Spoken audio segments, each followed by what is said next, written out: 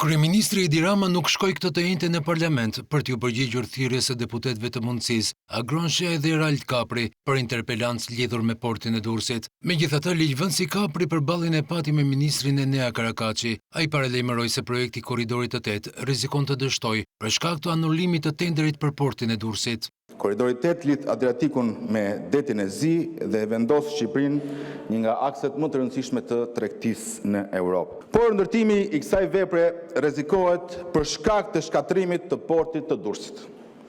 Qoftë me heqjen e portit aktual për ta kthyer në një shesh ndërtimi për të shitur apartamente, qoftë edhe me portin e ri me kapacitet më të vogël. Pra këtu ka një problem. Si ka mundësi që kjo qeveri po rrezikon veprën më të madhe strategjike të shqiptarëve? Kapri publikoi në seancë një email të muajit mars dërguar kryeministrit Rama dhe ministrit Karakaçi nga kryetari i Dhomës Amerikane të Tregtisë në Shqipëri.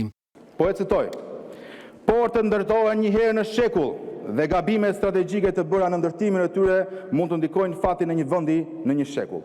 Nëse Porto Romano ndërtohet në shkallën e kufizuar aktuale, Korridori 8 do të dështojë strukturalisht dhe flukset e mallrave në Evropën juglindore do të vazhdojnë të kapen nga Pireu dhe Selaniku, duke lënë Shqipërinë jashtë sistemit kryesor logjistik të Mesdheut për shekullin e ardhshëm."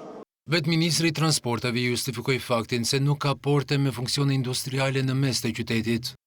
Porti i ri tregtar i integruar në Porto Romano nuk është thjesht një port i ri, por një projekt që pasqyron ambicien e qeverisë shqiptare për ta sjellë vendin në një nivel të zhvillimit ekonomik, logjistik dhe gjeostrategjik. Për dekada më radhë, porti i Durrësit ka qenë një port që ka mbajtur mbi sube funksione të shumta tregtare, industriale dhe urbane, duke kufizuar zhvillimin e qytetit dhe potencialin e vetë portit.